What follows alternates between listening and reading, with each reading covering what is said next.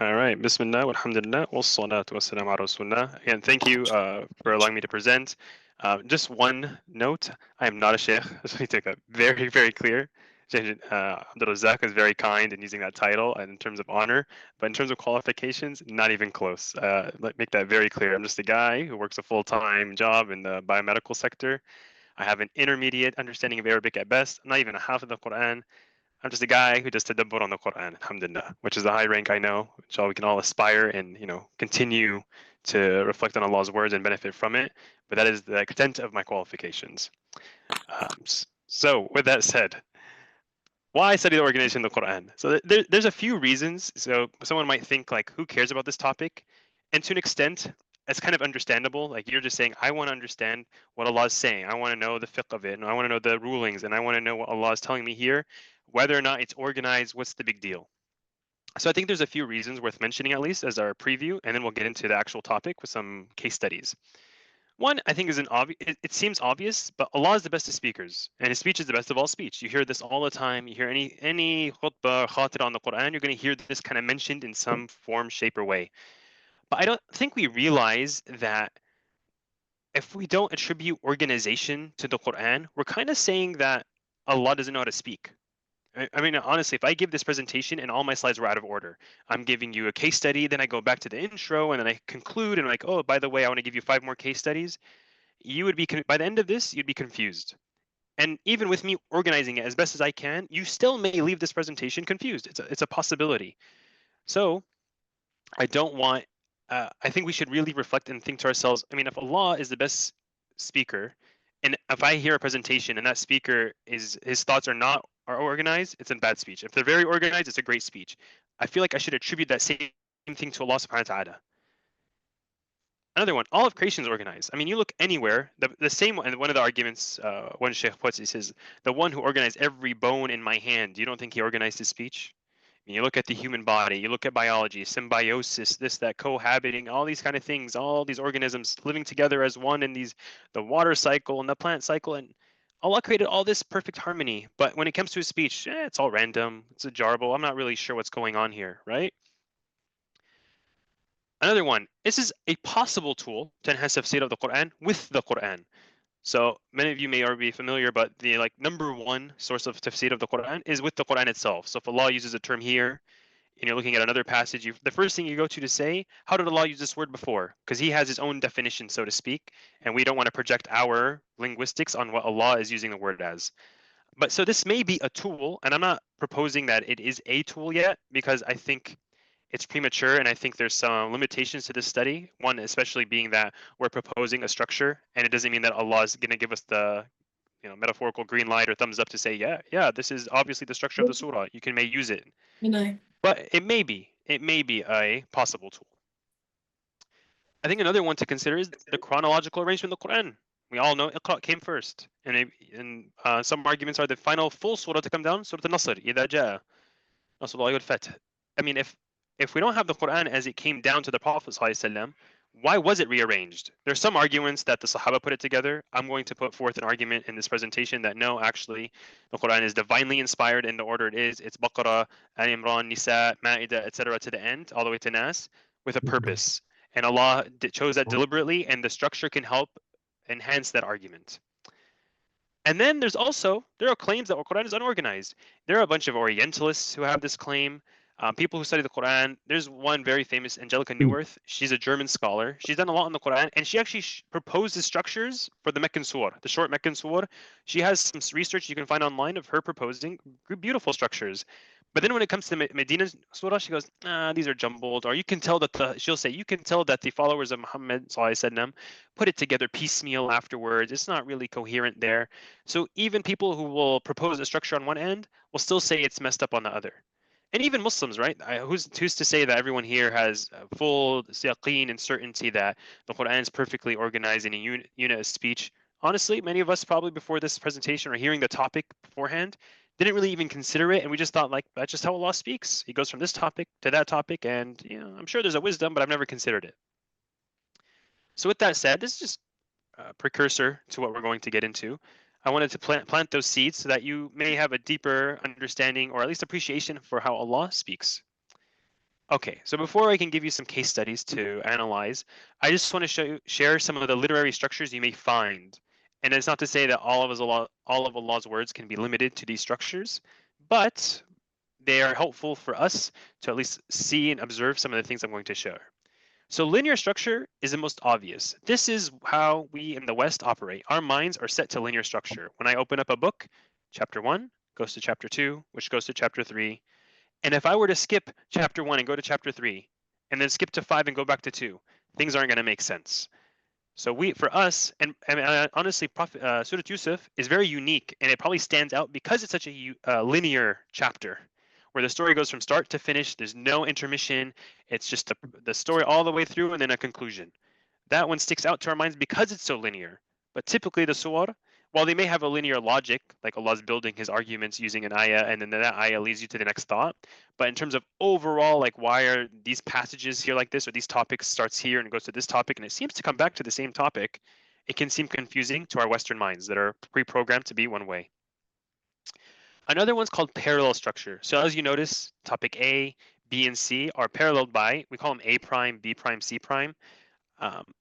And an easy example is if your mom said, go get me apples, milk, and meat from the farm, dairy, and butcher. So you notice the first thing correlated the first on the list, the second to the second, the third to the third. So it goes in this parallel line where they never cross, but they're always correlating in the same order. So that's one possible structure. Another one's ring structure. Also, you may hear it as mirror structure.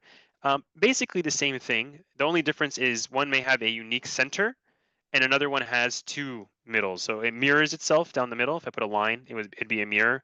The very first topic matches the final topic. The second matches the penultimate topic. The center matches the center. And it could go out as many letters as you may find. And ring means it just has a distinct center. So with those in mind, and I'm aware you guys have Iqama in 50 minutes now, so I'm not going to delve too deep into many of these things, but I'm just trying to give you guys a survey, an appreciation for Allah's word, and if you guys want, I'll give you resources after to delve much deeper, inshallah.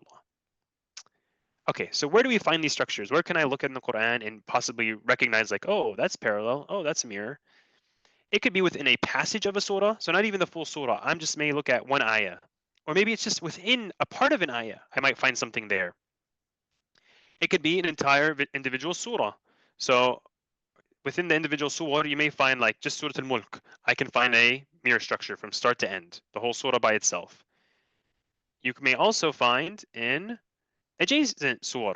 So maybe, and I'll show some examples, but in the order of the Mus'haf, you may find that Falaq an-Nas, back to back, there's a structure to be had there. And then finally, across multiple surah. So I'm going to give one example, at least today, that's going to show 3 surahs, one back to back to back, and how they show a coherent structure all laid out next to each other.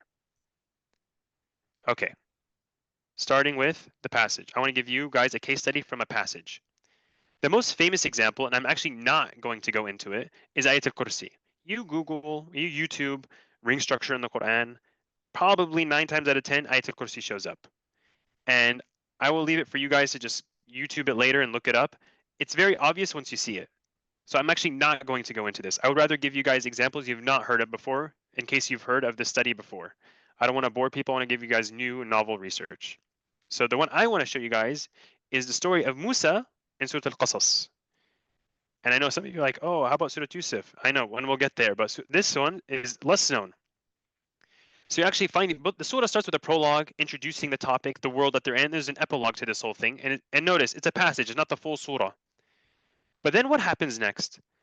Baby Musa, the weak baby Musa, is thrown in the water, and yet he lives, despite thinking he's not going to survive. And what's in the contrast at the very end of the story? The great Pharaoh and his army, with all the resources he had, they enter the water, the sea, and they drown. So you have a contrast between the beginning and the end.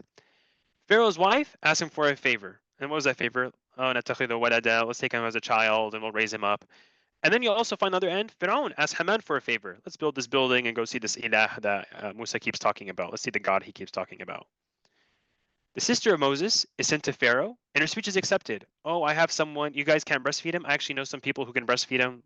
And they say, sure, he's not eating, take him and have him fed. And that's how he goes back to his mother. On the flip side, Moses is sent to Pharaoh, and his speech is rejected. So Musa is sent as a prophet now, and he's telling him, worship one God, رب السماوات والأرض. And Fir'aun obviously pushes him away. Now, after his sister tells him, we have someone who can breastfeed you, Musa is returned to his mother. And on the flip side, what happens? Musa meets his father-in-law. When there's two girls, right, they take him over to the dad, and eventually he says, you can marry one of my daughters. And in the center, Musa alayhi salam, when he's in the town, he becomes a mature man. He's in the town, and twice he tries to help a man, and twice he fails. The first time he kills a guy in accident. The second time he's accused of murder, so he runs off.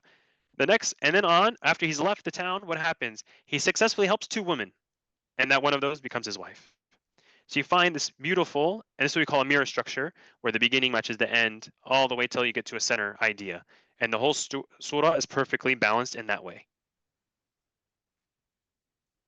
Okay. I am breezing through a bit, and there'll be a Q&A at the end if you'd like. But again, I can show you resources where you can really delve into these things if you're curious. And I don't mind sharing the PowerPoint and PDF afterwards if you guys want to click through it yourself. And inshallah, Sheikh can share that with you. Okay, I want to give an example of a full surah. The most famous example, again, is Surah Yusuf. Anyone, if you Google or YouTube it, there's actually research papers written on this, literally. So this is Surah Yusuf. I'm not going to go into it, but just look how many parts of the story reflect on each other. So it's a surah about dreams, starts with a dream, it ends with the fulfillment of a dream, and in the very center, it all tilts on the king having a dream. So find this beautiful cohesion in that sense. But I want to share one that's actually a lot simpler. One that people have memorized, maybe never thought of, didn't think that it actually has a structure besides the linear understanding of, oh, Abu Lahab is condemned to the fire. Okay, got it, easy. I'll recite it in my prayers when I need a quick qasr. But I think I'd propose that there actually is a balance to the surah. Tabbat yada Abi Lahabin wa tab. So Allah starts the surah condemning Abu Lahab in his hands and saying he's going to perish. How does the surah end? في جيدها حبل من مسد. On her neck, another body part, is a rope of palm fiber. So there's a condemnation on both ends and also a reference to a body part. ما أغنى عنه ماله وما كسب. His wealth nor his worldly gains are going to benefit him. And his wife, حمالة الحطب, there's actually two meanings behind that, according to tafsir. One is she used to carry firewood as a source of income. Another one way is that you may have heard she used to throw firewood and thorns in front of the Prophet's house, wherever he would walk. So again, her wealth nor what she did is going to benefit her. So both sides mirror each other in that sense. And then in the middle, you have this ironic usage of his name. He will burn in the lahab. He'll burn in the fire.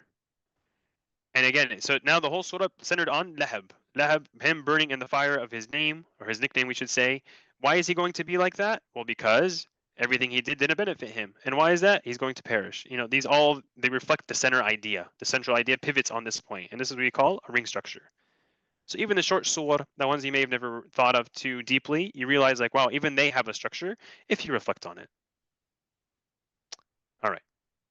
With that said, I want to now show you guys a surah pair. So what happens when you have two surah side by side? Because there's an argument, right? Is the Quran divinely organized? Or was it the Sahaba who put it together after? The companions come after the death of the Prophet ﷺ and decide, okay, we're going to do Baqarah first, and we're going to end with Nas and Falaq before that, and Ikhlas backwards. Was that the debate, or was it Allah decided this is how it comes down? The Prophet recited it as Allah wanted it, and that's why it's in that order. So I think the structure can contribute to the argument that no, this is actually divinely ordained. The order is from Allah, and there's proof in how it's just organized itself. So let's look at two surahs back to back that seem to have a structure between them. So the example I want to use is Surah Al-Fil and Surah Quraysh. Interestingly, even if you don't know anything about their structure, grammatically, they are already linked. So you'll find in any tafsir, you find the end of Surah Al-Fil is grammatically linked to the beginning of Quraysh, because the beginning of Quraysh says li'ilafi Quraysh, for the convenience of Quraysh. What do you mean? It just starts off with like the conclusion of something. Like, what's the conclusion? Oh, what came before, the surah before it was the conclusion. All this protecting the Kaaba was for li'ilafi Quraysh. So anyhow, if you look at it in terms of structure, Surah Al-Fil is about what? Allah protect his Kaaba. The whole surah is literally just him telling you how he protected the Kaaba. And how did Surah Quraysh end? He made آمنهم من خوف. He protected them from fear. So he saved them and made sure there's no more fear in their lives.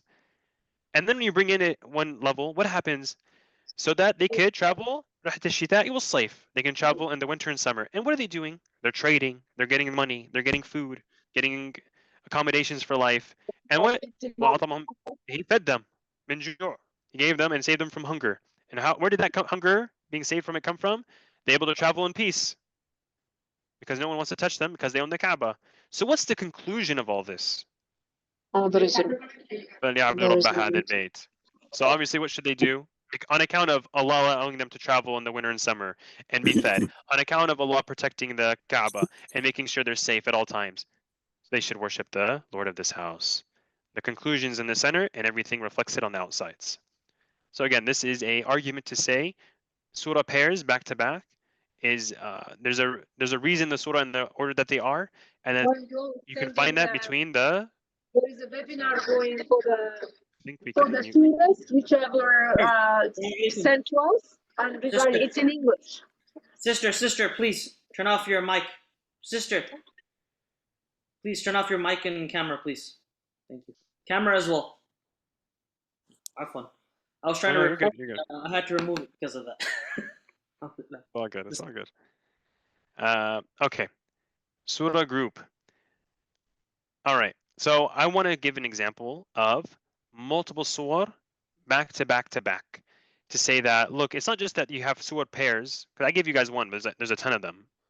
And I'll give you guys a quick show at the very end, just without going into detail, just to show you that, yeah, they exist. But more than that, I want to show you guys one example, and this is where we're going to spend the most time because it's the most involved, that there's actually 3 surah that, if you really reflect on it, they are parallel all of each other. So you have Surah Al-Taghabun with Surah Al-Jum'ah, Surah Al-Munafiqun. So in the order of the Mus'haf, it goes Surah Al-Jum'ah, followed by Munafiqun, followed by Taghabun. And it's interesting in that if you look at the topics throughout Jum'ah and throughout Munafiqun, it seems to have a parallel with also Taghabun.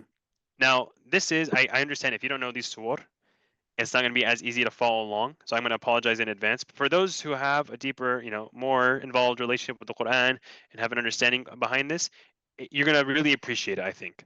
And even those who don't, I'm going to try my best to tell you the topic, summarize it, and give you those connections. So at least you can understand it, even if you don't know the whole surah. So you find both surah begin almost exactly the same way. يُسَبِّحُ لِلَّهِ مَا فِي السَّمَاوَاتِ وَمَا فِي الْأَرْضِ. Both have the exact same beginnings. That wording is same beat for beat. But then where does it differ? It differs in who, after he says that, Al-Malik al-Quddus al-Aziz al-Hakim, the King, the Almighty or the Holy, the Almighty and the Wise. Those are the 4 attributes Allah gives him in Jum'ah. And then Allah compliments it in Taghabun, because he says, له الملك وله الحمد, and he has dominion. He controls the whole kingdom. All praise and thanks are his. وهو على كل شيء قدير, and he controls everything. So you have these parallels of praise and Allah's attributes of why he deserves that praise. They both then continue exactly the same way. هو الذي, he is the one who, and who? What about? He is the one who did what? بعث في الأميين. He sent an unlettered ummiyin. Unlettered. I want you to remember this word. He sent to them an unlettered person. The Prophet sent them obviously to guide them, and because they were in clear error beforehand. So, in what sense? He's sending them to guide them. What is he saying at Taghabun? Because he's the one, الذي خلقكم فمنكم كافر ومنكم مؤمن. He created, and what happened? From you are kuffar, disbelievers, and from you are believers. So you actually have both sides of that equation there too. So there are those who took the guidance of the Prophet from Jum'ah, and those who didn't. And he also, the other interesting, it's like this is very nuanced, subtle, but you'd say, هو الذي صوركم في الأرحام. He fashioned you in the wombs. That's what he says in At-Taghabun. Now earlier in Jum'ah he said ummiyin. It's interesting, that word ummiyin, the unlettered, comes from mother. It's argued, like you're as unlettered as the day you came out of your mother. So you have these people who are, there's a subtle connection to the like coming out of the mother as a newborn child, and then صوركم في الأرحام. He fashioned you in the wombs. And then ذلك فضل الله يؤتيه من يشاء. That's Allah's favor in Jum'ah. That's Allah's favor. His favor is what? He sent you this prophet to guide you. How amazing a favor is that? But then in contrast in Taghabun, what happened? You have those people, الَّذِينَ كَفَرُوا. They disbelieved. And kufr is also being ungrateful. So there was a big favor, and they were ungrateful for that favor. So they were given a punishment. فَذَاقُوا وَبَالَ أَمْرِهِمْ. they tasted the consequences of their actions. You could have believed, and look what you did to yourself. So you find this connection between believing in the Prophet ﷺ and the punishment to come. Those who deny. So both surahs speak of those who are presented with the signs and proofs, but denied and turned away from them. بئس مثل oh my god بئس مثل القوم الذين كذبوا بآيات الله. Like how awful are the example of people who كذبوا, denied the ayat of God, the miraculous signs of God. جمعة. And التغابن ذلك بأنه كانت تأتيهم رسلهم بالبينات. Their messengers would come with all these proofs. فقالوا أبشر يهدوننا. Oh, this man's going to guide us. فكفروا وتولوا. So they disbelieved and turned away. So both groups are disbelieving and turning. And then you have Surah Al-Jum'ah having these false claims. The Jews, what it happens, they thought they were the chosen people. And because of that, they said, In zamtum, if you guys claim that you're allies of God, then just wish for death, because who cares? You're going to go straight to heaven anyway, right? You're the chosen people. And then similarly, in Surah Al-Jum'ah, Surah Al-Taghabun, how's it paralleled? They also claim, زَعَمَ الَّذِينَ كَفَرُوا أَلَّا يُبْعَثُوا. Za'ama. So in zamtum wa za'ama. They both have these false claims about themselves. And then both talk about resurrection being inevitable. And they actually, these are like very intense and emphasized ayat in the Arabic language. Because in both surah, Allah emphatically reminds the listener, resurrection is coming. It's inevitable. And we're going to be held to account for what we used to do. إن الموت الذي تفرون منه فإنه ملاقيكم. It's definitely going to come and catch you up. This death that you're running away from. ثم تردون. And then you're going to come back to God, the one who knows everything. And He's going to inform you what you used to do. And التغابن قل بلى وربي. No doubt about it. I swear by my Rabb. لتبعثن. You're no doubt about it going to be resurrected. So again, this emphasis. And that's وذلك على الله يسير. And that's easy for God. So all this emphasis on resurrection in both surah. And then how does Surah Al-Jum'ah end? That's the easiest part. يوم الجمعة. يا أيها الذين آمنوا. When is the day of يوم الجمعة? The Jum'ah is gathering. The day of gathering, then go to prayer. That's the whole end of the surah. And then how does it taghabun if you have like the Uthmani script? The first page of the surah ends with what? يوم يجمعكم ليوم الجمع. Jama'. You hear that jama' again? Jama'a, to gather. The day we will assemble you for the day of assembly, the day of gathering. But that's the day. There's the one in the dunya for Surah Al-Jum'ah. And this dunya we're gathered on every Friday. And then Allah talks about in Taghabun, Yawm al-Jama', the day of gathering, which is Yawm al-Qiyamah, the day of resurrection. So you find that all of Jum'ah matches the first half of Taghabun. But then we can continue. Munafiqun begins its whole thing detailing the false oaths, the flip-flopping of the hypocrites.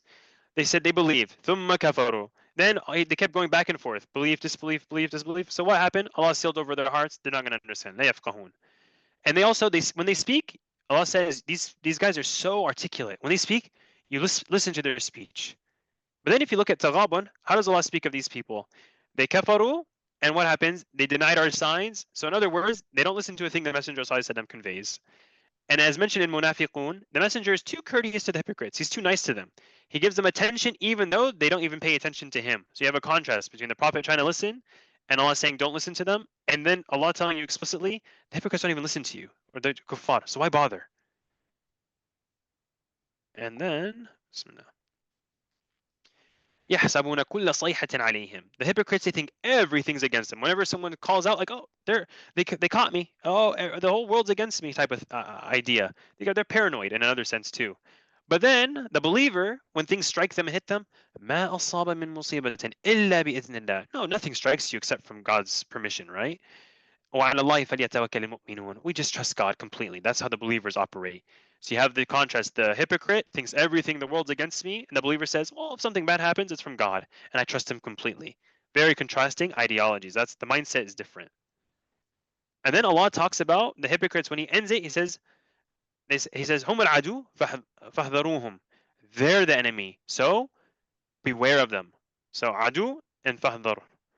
And then again in the Surah Taghabun, he says, إن من أزواجكم وأولادكم عدوا لكم فاحذروهم. You hear the same thing. No doubt from your spouses and your children are what? Adu, enemies, from amongst them, فاحذروهم. So beware them. A warning from the same words, adu and bewaring. Do not seek, don't, so Allah and Munafiqun, because the Prophet ﷺ, he's so merciful and kind, he tries to seek their forgiveness and say, Allah forgive them, let them come back to Islam, etc. But Allah tells them, سواء عليهم. It's the same thing. استغفرت لهم استغفرت لهم أم لم تستغفر لهم. Excuse me. It says, if you ask them for their forgiveness, or you don't ask for their forgiveness, لا يغفر الله لهم. Allah's not going to forgive them anyway. Doesn't matter.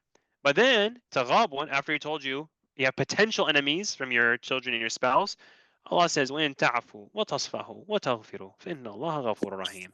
If you were to forgive and forget and move on, Allah is very forgiving and merciful. So there's one group, no chance. The other one, Allah says, be merciful and kind. Forgive them if you can. Munafiqun. There's a whole passage of these guys. They're telling their followers, don't spend لا تنفقوا on the messenger and his followers, because they want to financially destroy them.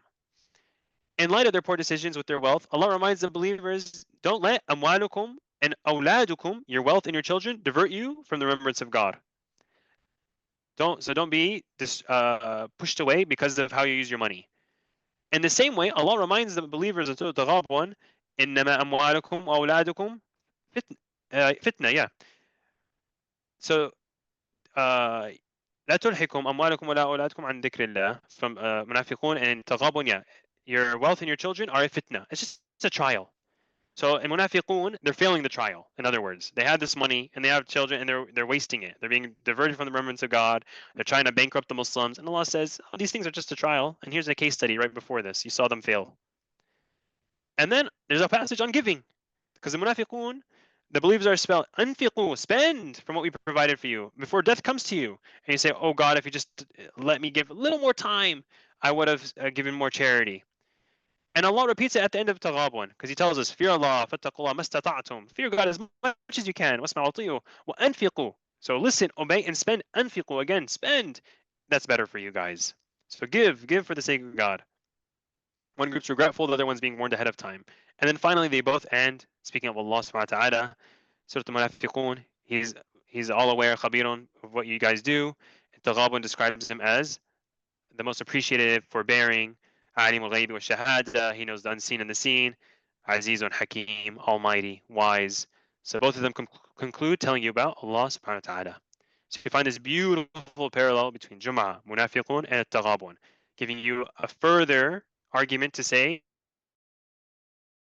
the surah as they're by Allah subhanahu wa ta'ala is divine, and you can find that through just looking at the structures and how they parallel each other.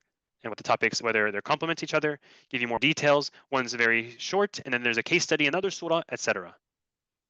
Okay. You guys with me so far? Everyone good? Excellent, mashallah. Any complaints? Amazing. Okay. I'm not following the chat, so I just assume it's all good. All right. Let's go to, we're almost done, by the way, so we'll have a lot of time for questions and whatever else we want to do. What do we learn from this? So I guess there's a question to say, like, what's the point? Besides, you know, it helps the iman, of course. It's faith. I love that Allah has organized it this way, and I had no idea, and the Quran is just more amazing than I already thought it was. Those are all good things. But is there any, like, lessons I may glean from it? And now this, there are some people, I think, who go too far.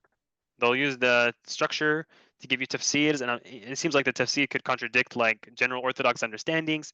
So I don't delve too deep into, actually, I don't delve at all into that stuff. I just present it. I'm hoping this is a resource and a tool for some future sheikh scholar to use as they will. But I think there's some cool reflections, and I call them reflections because they don't have like any creedal, or, you know, your aqidah doesn't change because of it. It doesn't change the meaning of a verse. It's more of like, wow, that's a cool reflection, and that's as much and as far as I'll ever go. So one I want to highlight, there's a lot of text on the screen. You don't have to read it all. But anyone who's recited Surah Maryam may have noticed the language repeats itself like almost word for word. It starts off with Zakaria and Yahya. ذِكْرُ رَحْمَةِ رَبِّكَ عَبْدُهُ زَكَرِيَّا. The dhikr of Zakaria and his Rabb. And then what happens? You have وَذْكُرْ فِي الْكِتَابِ Maryam. وَذْكُرْ. You have this mentioning of the same thing. These passages are, I swear, almost literal parallels. He goes into seclusion to pray. She goes into seclusion to worship. Zakaria was afraid for the future of his family. Maryam was afraid for her honor. Zakaria wanted to habali. He wanted, please grant me, gift me a child, a ghulam, a young one. Maryam says she's going to be gifted habalaki ghulam. The messenger who comes, the angel, says, oh, we have this gift for you, a ghulam. And he said, anna yakunu li ghulam. How am I going to have a child? I'm so old. She says, anna yakunu li ghulam. How am I going to have a child? And she has her reasons. Zakaria gives 2 reasons. He's old and his wife's barren. She gives 2 reasons. I've never touched a man. I'm not an indecent person. The angel has the same reply to both, just one's masculine, one's feminine. قال كذلك قال كذلك قال ربك قال ربك هو علي هين. It's easy for him in either case. He says he created from nothing. He created you from nothing, non-existence. And then Maryam says, I wish I was completely forgotten when she's giving birth. Zakaria asks for a sign, an ayah. Oh, he says, give me an ayah. Maryam doesn't even ask for a sign. She's told, Isa is going to be a sign for you. Your sign will be this. So he went out to his people. فَخَرَجَ عَلَى قَوْمِهِ. He goes out to them with his silence. So she went to her people. فَأَتَى بِهِ قَوْمَهَا. She went to her qawm. She was also silent. Zakaria signals to his people. She pointed to her child. Yahya, hold to the scripture. Al-Kitab. Atani al-Kitab. He gave me the Kitab. He was given wisdom and hikmah. He was given prophethood. It's a possible parallel between hikmah and prophethood. He was given kindness and tenderness. Blessed wherever he went by Allah. God conscious. He told others to pray he prayed and told others to pray. A connection between taqwa and salah, very obvious one. He was pure zakat. He was ordered to give zakat. He was told وَبَرًّا بِوَالِدَيْهِ وَلَمْ يَكُنْ جَبَّارًا عَصِيًّا. And he was dutiful to his parents. He wasn't disobedient or a tyrant. Same thing. وَبَرًّا بِوَالِدَتِهِ. He was dutiful to his mother specifically, and he was not arrogant, جَبَّارًا شَقِيًّا, or defiant. And then finally, so السلام on Allah ends them almost the exact same way. والسلام عليه يوم ولد ويوم يموت ويوم يبعث حيا. Safety, protection, peace on him, the day he's born, the day he dies, the day he's resurrected. And Isa concludes his own khutbah with what? سلام علي. Salam on myself, يوم ولدت, the day I'm born, and the day I die, and the day I'll be brought back to life. So there's a couple ideas I want to pull out of this. So what's the point of paralleling these stories? Like, why did Allah do this so often? Like, why use the same grammar, the same story beats, etc.? Seems redundant. Now, one argument is to say, for the Christian audience, who is obviously going to be attracted to a surah called Surah Maryam, who's going to be attracted to the stories of Isa alayhi salam in the Islamic text, they're going to read this story of Zakaria and Yahya and be like, wow, what an amazing story. He's very special. And then they read about Maryam and Isa, and they say, oh, wow, that's like the exact same story. Because one of the Christian arguments, you may hear this if you talk to a devout Christian, they'll say, Jesus was unique. He was so special. This is why he's godly. This is one of the arguments. I'm very simplified, of course, but one of the arguments is he was just so special and unique. That's why he was. That's why he's God. But Allah parallels these stories to say, like, well, if you think Isa's special, well, Yahya and Zakaria are just as special, so he can't be God. So it's destroying that divinity argument without using words, just by the parallels in their story. So that's one. I think another one, this is kind of, I thought this was cool. Throughout these stories, there's actually one part of the story that has no parallel. Zakaria and Yahya, that's their full story. But Maryam and Isa, there's actually a part that's not even mentioned here, because there's no parallel. And what's that? It's when Maryam alayhi salam gives birth. That whole passage is kind of like missing from a parallel. And I think maybe the lesson is, there's nothing Allah subhanahu wa ta'ala could compare childbirth to that allow us to understand what it is. So Allah omitted that parallel to say, like, there is no parallel. Childbirth is kind of like its own thing. It's intense, and there's nothing I could really compare to in this story for you to be like, oh yeah, that's what childbirth is like. It's its own thing. Allah alam. I thought that was a possible reflection on the parallels in the story and the lack thereof as well. Okay, one more final kind of case study on what we can glean from these things is from Surah Abasa. Now, I think this is one you're more familiar with. Anyone who's read the surah, or like at least a translation, you may have realized the center of the surah kind of seems like there's a passage out of place. The center of the surah is arguably the most noteworthy because it contains a section in it, some Orientalists even, so there's a guy named Montgomery Watt, for example, he claims has no place in the structure of the surah. And what's he talking about? He's talking about the part where Allah talks about plants, plant life all of a sudden. He says, like, oh, the water comes down, feeds the seeds, they come out, and there's a bunch of grain, and then the animals eat it. It's like, why is this here? Then all of a sudden Allah goes back to like the Day of Judgment and people being resurrected for their sins and their faces are dark, and it's like, what? Why are you talking about food in the middle of all this discussion of humans and resurrection and purification of the nafs? Like, it just seems there's nothing going on here. But when you reflect on its placement in the surah, and it's important because Allah made this a surah. I think another thing we kind of forget is, had Allah wanted, it could have just been one big text. No Fatiha, no Baqarah, just imagine Bismillah from Alhamdulillah Rabbil Alameen to Min al-Jinnati wan Nas, and there's no breaks, just all one big text. Like, why break it up? Every surah is its own. Like, I mean, surah comes from like the walls of a city back in the day, right? So imagine medieval times with big walls and there's a gate kind of thing. Surah, big wall. Every surah is its own little city. And every city can have a town, or sorry, every city can have a butcher, and every city can have a marketplace, and every city has a school and a masjid. But does that mean all their masajid are the same? And does that mean every market's the same and every hospital? No, they have the same names, but they're different in their context.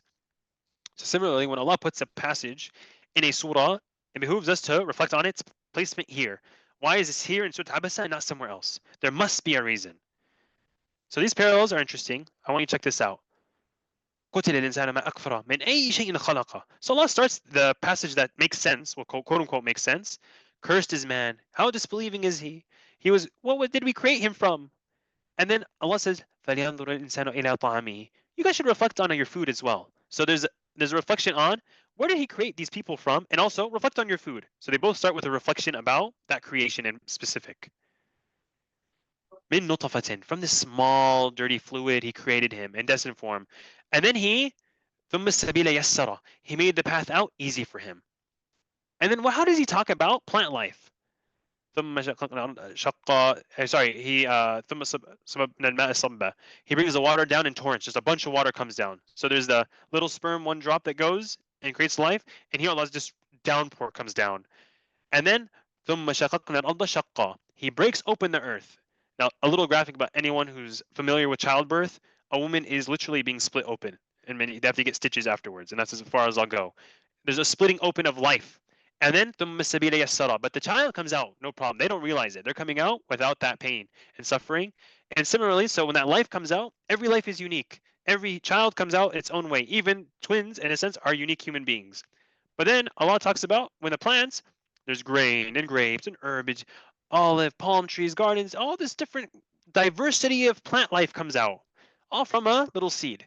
So this, just like the sperm creates infinite life, different diversity of life, these seeds create infinite diversity of vegetation and food.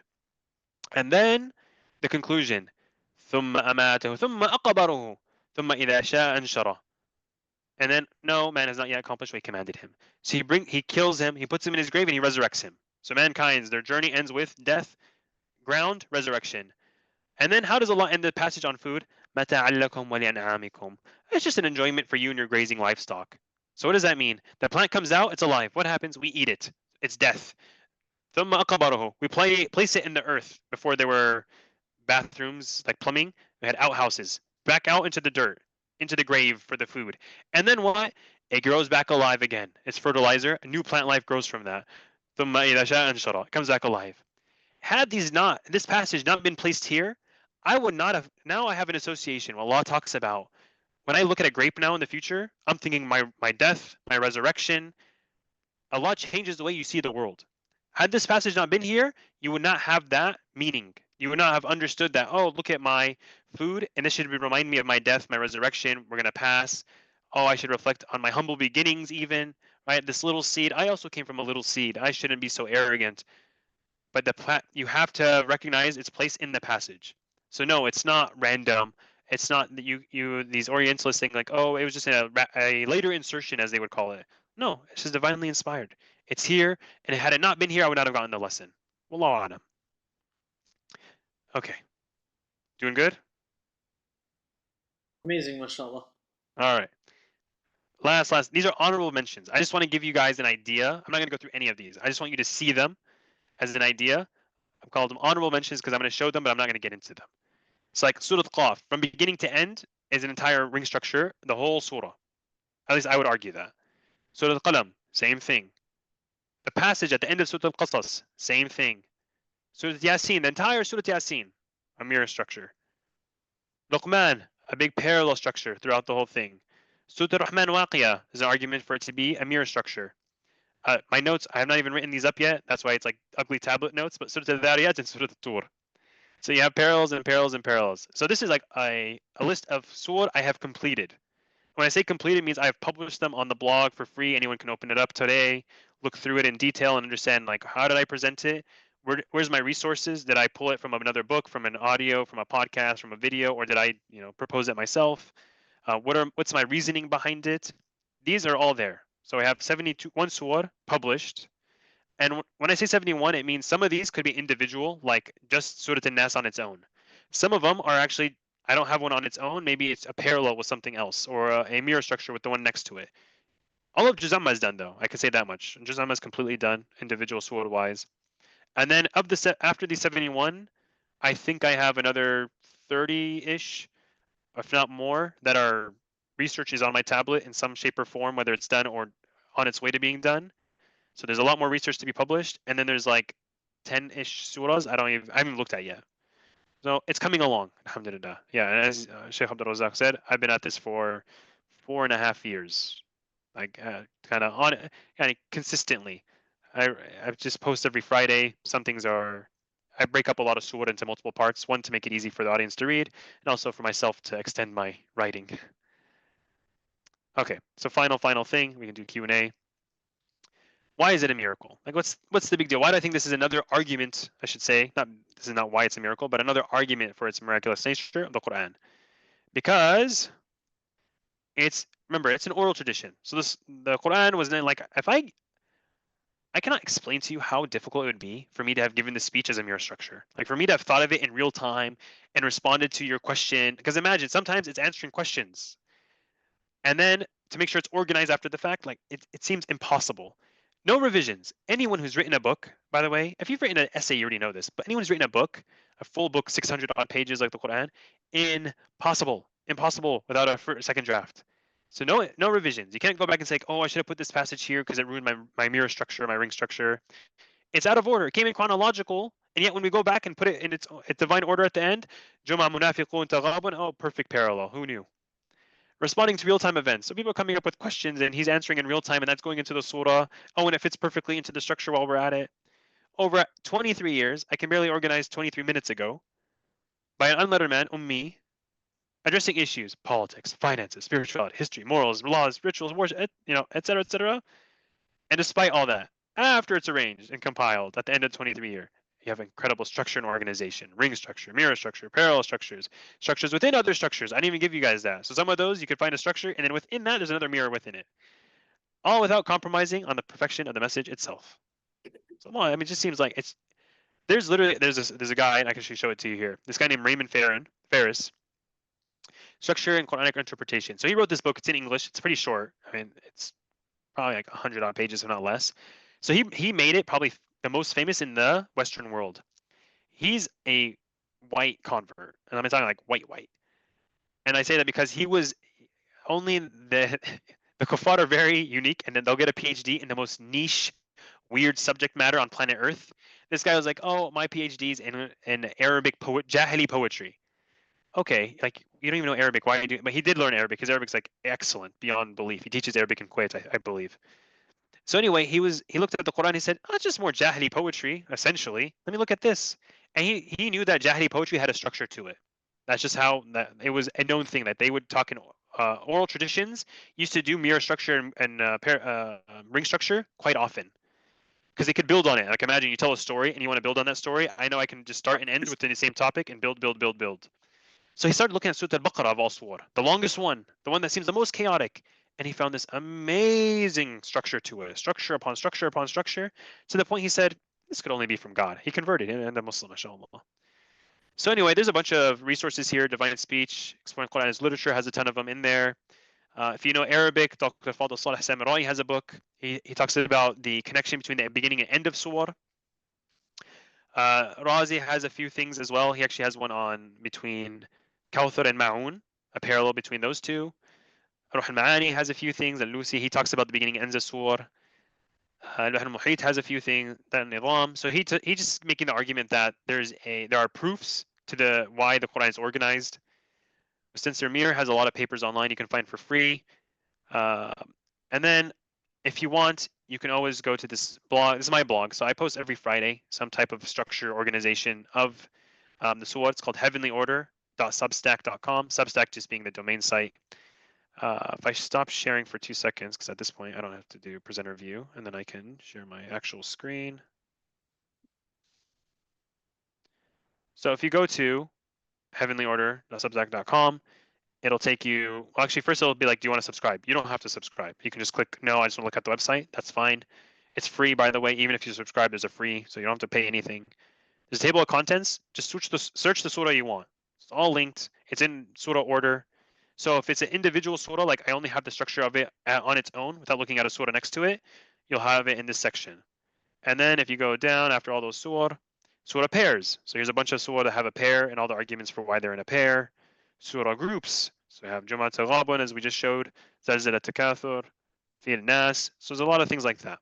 So you just look at the table of contents for anything you want, and then it's going to go in lots and lots of detail, and you can just delve right in as much as you want on your own time.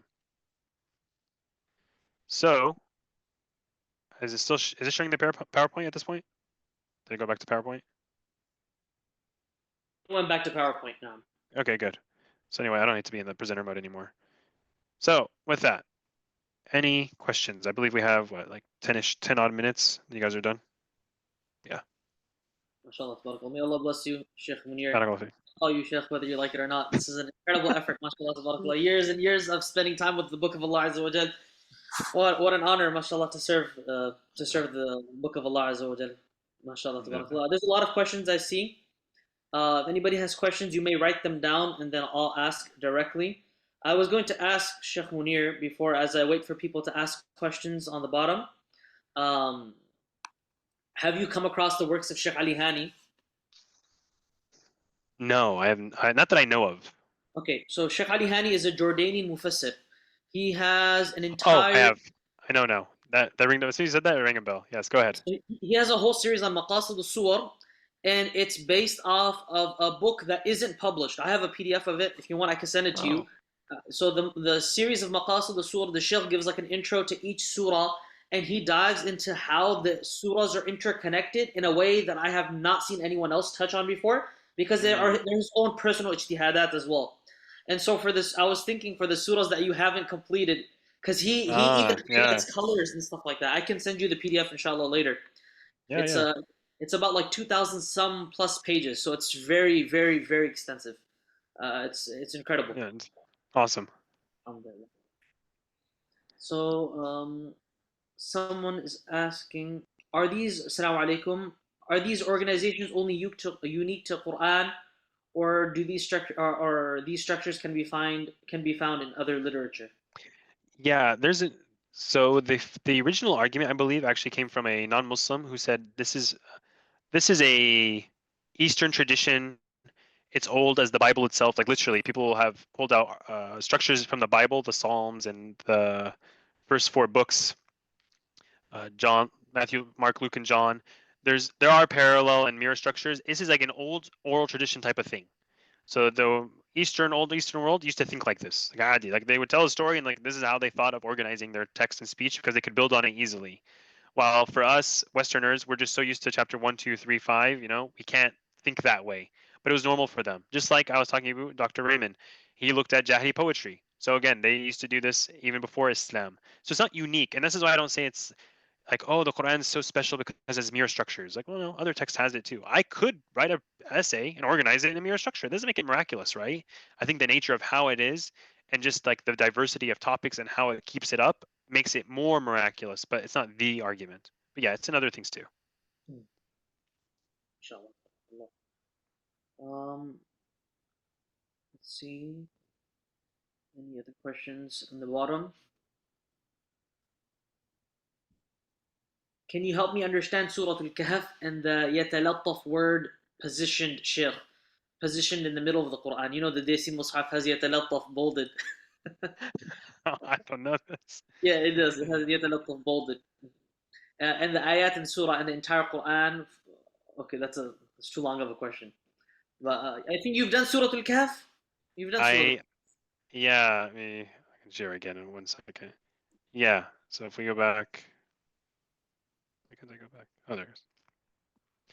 Yes, Kahf here. So if you want Surah Al-Kahf, you can find a breakdown of the entire surah, parallels between this. So you'll have, just to give you an idea, there's an overall, and then within each of these, there are structures within those sections.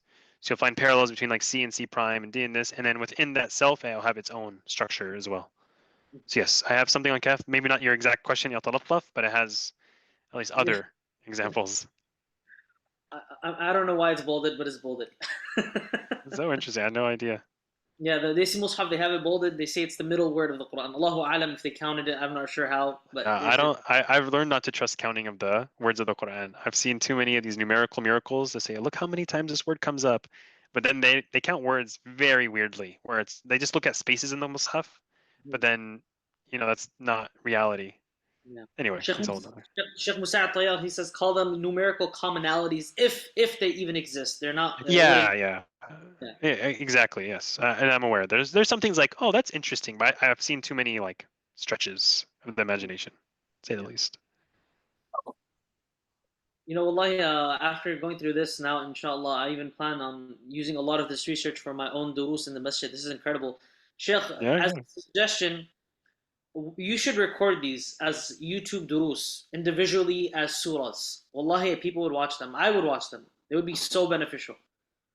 I'm not that guy, man. I'm This not was that level incredible. yet. No, inshallah, inshallah. Well, we need to motivate you and push you forward, inshallah. So, Sister Munira has a verbal question. Bismillah, go ahead. Assalamualaikum warahmatullahi wabarakatuh. Yes, sir. Thank you, Shaykh, for the amazing presentation. As far as I understand, ulama use the mirroring and ring structure to find the central theme of the surah or the Quran. So I think, for example, in like you meant, I think in Surah An-Nazi'at, sorry, not Surah An-Nazi'at, Surah Al-Ma'arij, we can see the beginning talking about the akhirah, the end of the surah also talk about the akhirah, and the middle, I think maybe verse 28 also something about the akhirah.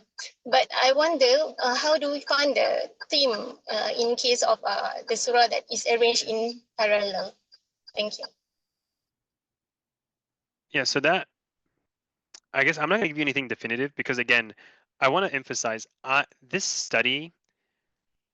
It is speculative in a nature because I can't tell you that what I showed you is the structure of a surah. I mean, that's quite frankly, it's kind of arrogant.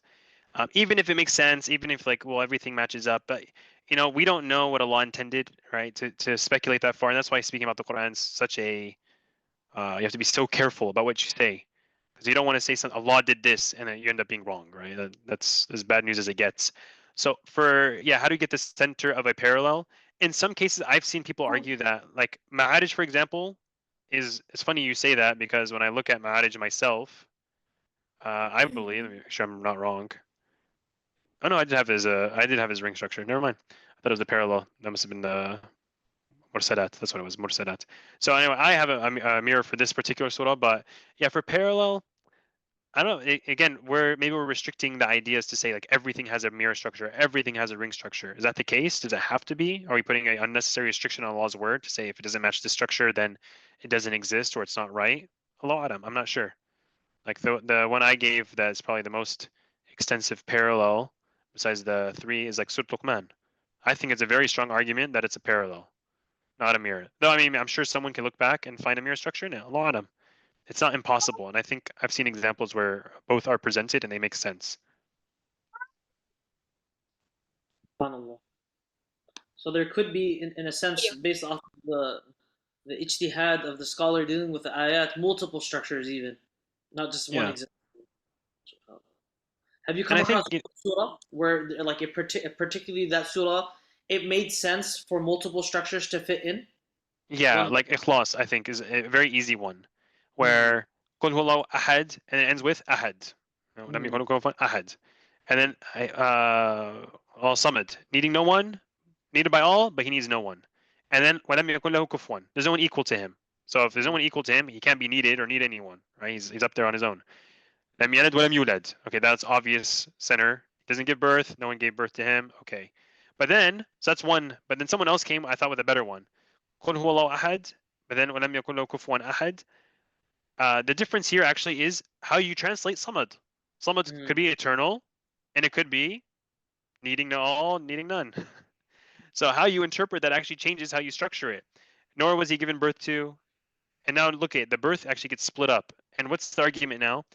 if you look at it from an argument point of view, like a central idea, he does not give birth. Well, that's very unique, because if I go through the argument, he is uniquely one. I say, well, I'm a unique human being, right? Well, it says, no, no, no, he's eternal. He's someone that has no ending. We say like, oh, I also kind of like, I don't have an ending either. Right? I'm a soul Allah created, and I go on forever. He says, well, no, he's not given birth to either. That's what makes him uniquely unique. So that central idea he was not given birth to, it's like, oh, I don't have that trait. Well, that's why he's eternal. He's Allah who's amazing. He was not given birth to. He doesn't give birth, sorry, he doesn't need anyone after him. And that's what makes him uniquely one. And there's no one ever going to be equal to him. So the idea is centered on that. But again, the idea is it's changed on Samad. How you translate Samad might change how you look at the surah. SubhanAllah. Amazing. See if there's any last minute questions, or I think it's about time for the Iqama. So inshallah ta'ala, I will say to everyone that you're able to access all of Sheikh's works, as he mentioned, on the heavenlyorder.substack.com. Sheikh, I'm gonna share them my email. If you want, you could share your email to them. Because they were. Yeah. You can actually just do it straight to the blog email. Heavenlyorder.blog. Okay, the blog email, yeah. Because they were asking for the presentation. Yeah, I can. If you guys email me, I have no problem sending. I'll save it as a PDF, and it'll have all its notes, and you guys can have it. Otherwise, you guys can go if you message me on this blog. It actually comes to me too. So if you guys end up subscribing and you get a weekly email, if you literally just reply to that email, because it goes straight to your inbox, it'll come back to me, and I'll be able to answer some question you have too. So there's many ways. Actually, maybe you know what I'll do? I'll just post it here. So I'll end up making a post that just has the presentation, and that way you guys will get it, and I'll pin it to the top of this. And then you guys can always reference it later too.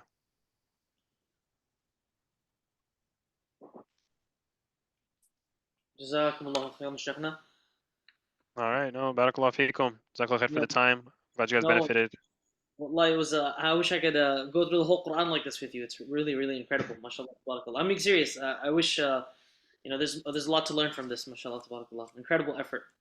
May Allah subhanahu wa ta'ala make us people who serve the book of Allah Azza wa Jal. Allahumma ja'alna ممن يخدم كتاب الله عز وجل. اللهم اجعلنا من أهل القرآن الذين هم أهلك وخاصتك الجلال والإكرام. اللهم اجعل القرآن ربيع قلوبنا ونور صدورنا وجلاء أحزاننا وذهاب همومنا وغمومنا. اللهم ارزقنا بكل حرف من القرآن حلاوة، وبكل كلمة كرامة، وبكل آية سعادة، وبكل سورة سلامة، وبكل جزء جزاء. وصلى اللهم على سيدنا ونبينا محمد وعلى آله وصحبه أجمعين. Again, thank you so much, Sheikh Munir. We ask Allah subhanahu wa ta'ala to preserve you. I hope this is not the last time we see you, inshallah. I do a lot of Quran related halaqat in the masjid, and so definitely we need to, meaning I need to benefit from you. So this will be one of many halaqat, inshallah, hopefully. Inshallah, up to you guys. Anytime. Inshallah, this book, I have the manuscript done for Juz Amma. So it'll be just published Fatiha, all of Juz Amma, and like some introductory notes. I have it written up as a book. Just need the final orthodoxy check by Sheikh Muhammad Mana. You would know him. He's almost done, and then inshallah, you guys will get something like that in the near future. Inshallah, Sayyid. Radiallahu anhu. Assalamu alaikum.